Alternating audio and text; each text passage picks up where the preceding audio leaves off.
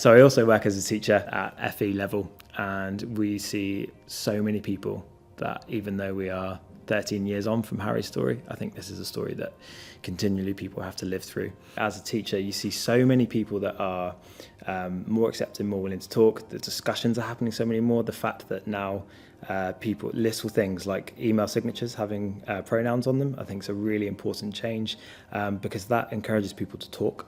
And so, like, as a teacher, because of that, you feel empowered to ask students their pronouns, like on the first day, and actually doing that, they feel really, really safe. They feel like they're in a place where if their pronouns are different, or if they are coming to a new place and they have changed their pronouns, they can immediately feel comfortable with that, and they're not going to be judged for it. And what it also means is that straight away, by addressing it, if you are seeing the wrong attitudes, you can address that straight away.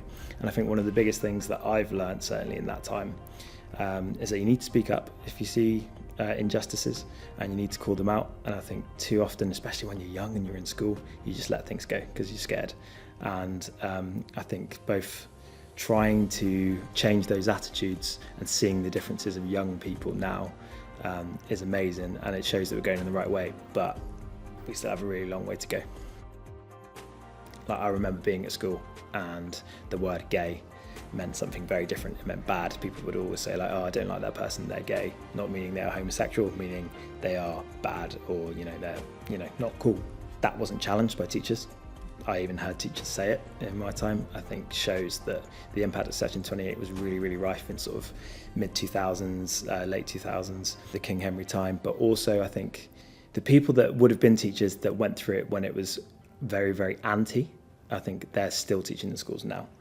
The anguish of not knowing how to judge things and when you see something and how to approach it, especially in the classroom where you might be teaching a lesson and immediately you've got to make that call of, I've just had someone murmur something, do I call that out or do I leave it? And actually what I've learned really quickly is if you call something out and you don't do it in an aggressive way, you just say, let's all discuss it, that's the best way for everyone to learn, and you can immediately challenge the preconceptions that maybe someone has.